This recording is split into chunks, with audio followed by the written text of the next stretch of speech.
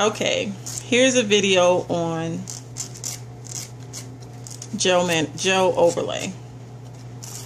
I have many clients who have or get the gel manicure, and if they're going to wear it often, I usually ask them to do a gel overlay so that they're not damaging their nails or having to soak it all the way down to their natural nail every time they come in. And it usually works out, especially for clients who say that they can't grow their own nails. But Elle-Marie doesn't have a problem with growing pretty nails. But we're just going to overlay her nail. I was asked for this video by one of my blog visitors. She wanted to know what to tell her nail tech to do to her nails, and she wanted it in video form. So I hope this helps. What I'm doing now is shaping the nail and prepping it for the gel. And we're going to use the IBD pink. It's a builder gel.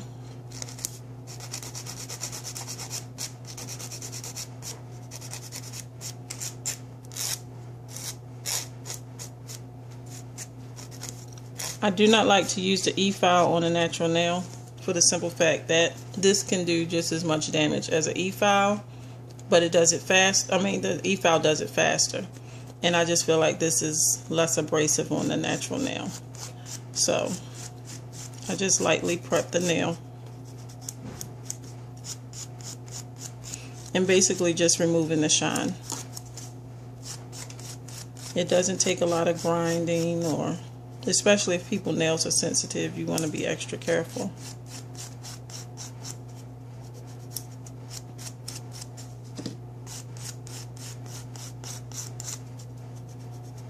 So I'm going to prep the rest of her nail and I'll be back. Okay, so we're back. Nails are prepped and ready to go. We just need to add some primer.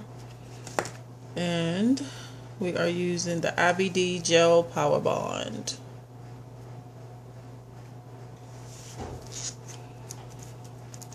And it spreads pretty easily by itself. So I just put a little bit and let it spread on its own. And you don't want to drown the cuticle area because it'll be too much. Primer doesn't require a lot. And you don't want it to come in contact with the skin anyway because it could irritate it.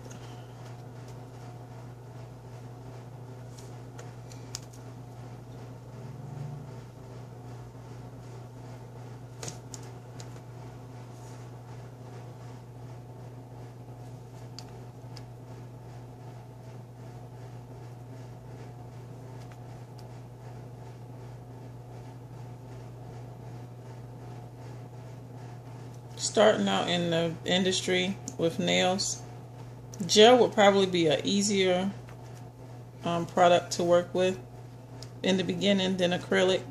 He says it usually takes about 100 sets of acrylic before you're fully comfortable with your powder to liquid ratio. With gel, the way it's applied, and these are true gel nails, not gel with powder and liquid. This is strictly gel, only gel, not acrylic.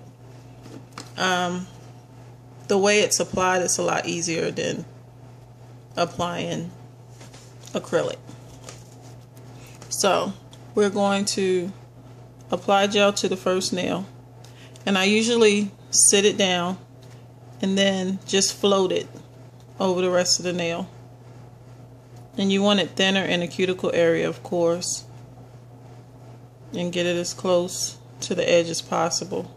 Now, a lot of times clients will feel like you are gypping them if you take it too far away from the cuticle line, because they want this to last as long as possible. So if they leave looking like they need a fill-in, they'll have a problem with that. And I think that the book says 1/8 of an inch away. Usually myself, I go all the way to the edge, and if I get some on the skin, I'll just be really careful to wipe it off. And don't forget to cap the end. You have to cap the nail, and also tell your client not to file that nail, because if they break that cap, it'll be easy for this to chip away. And that's the first nail. And once again, you lay it. You're not going to do like you do acrylic and pat, and you're not going to do like you do polish. You're going to actually float the gel where you want it. And it's self-leveling, so it'll be easy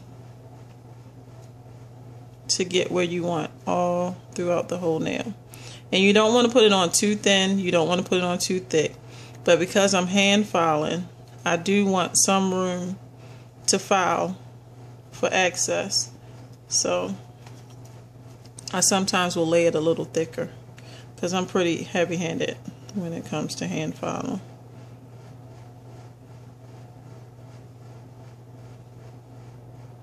And it's okay to use the e-file once you have the product on the nail. This video I'm going to do strictly hand filing. This is the way you learn in school. You're not taught with an e-file. This is the old school way.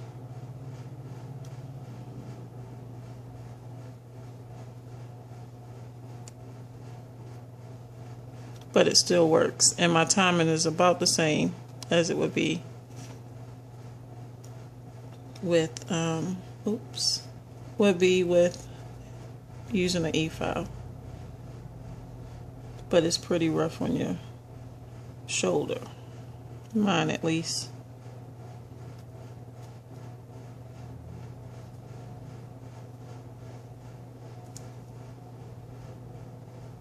Okay, I'm going to apply the gel to the rest of the nails and we will be back soon. Okay, so we're back and we have put gel on 4 fingers. We do the thumb separately because if we put it in the light like this, it's going to run. So we do 4 fingers and we're going to put it in the light. I had to step away so it's running a little bit. But we're going to put these in the light, but we're going to flash them. If she puts them in the light and let them just stay in there, you can put them in. Take them out.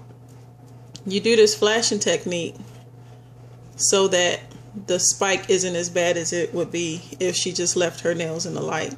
The thicker you put the gel on, the stronger the spike is going to be.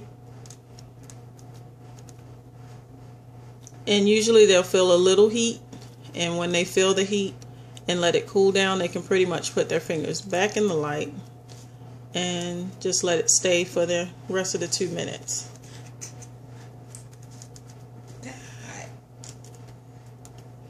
Okay, so while she's letting that one sit, and always try to remember to warn your clients about the spike, because they'll put their hand in there and about come out their seat trying to figure out what in the world that is. So we're going to go ahead and do the thumb separately, and I'm going to let her sit the thumb in there along with the other 4 so that it's sitting straight up and down. And again, we're floating the gel.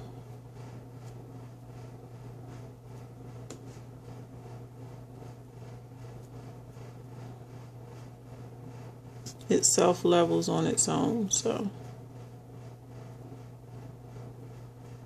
And she has pretty natural nails, so we're not going to do a thick coat of gel.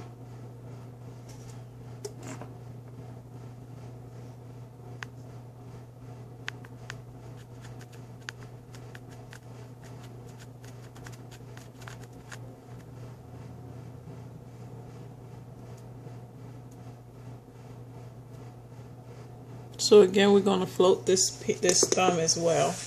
I don't think I clicked it twice, just once. So we're going to leave those 4 in there as well. Might want to flash that thumb.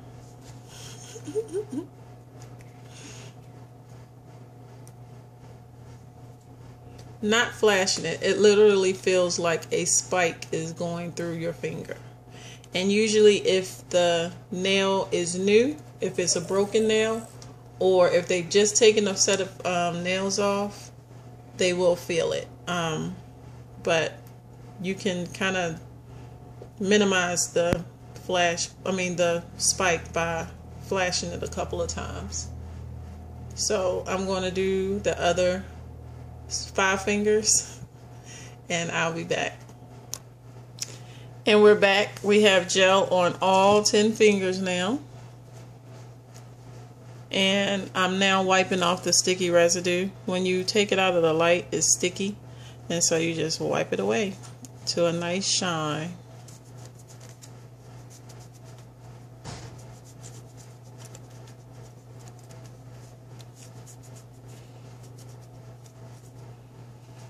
Now, if they wanted to wear their nails natural with absolutely nothing on it, this is fine. I'm going to shape them up, and if there's any imperfections, I'll go in and fix those imperfections and then put another top coat over top of it and send them on their way. But if they want to wear polish, you cannot put gel polish over top of these nails. Now, you can put regular polish over top of gel, but you cannot put gel polish over top of gel nails with this shiny residue on it. It will not stay. It'll peel right off. So what I would have to do is take the shine back off of these and then apply my gel color and a gel top coat. You don't need to use a base coat. So we're going to find out exactly what she wants to do with her nails, and we'll be back. Okay, we're back, and she's going to keep her nails natural, so we're not going to put any polish or anything on it. But I did want to show you this one. I had to buff anyway. I used my file to file it because I had a little imperfection in there. But this is basically what you would do if you were going to polish with gel polish. And this is basically the question that the young lady had. Well, can you show the process of the gel overlay and then the gel polish? Well, what you would do is put the gel polish over top of here and your top coat, wipe off the sticky residue, and you're done.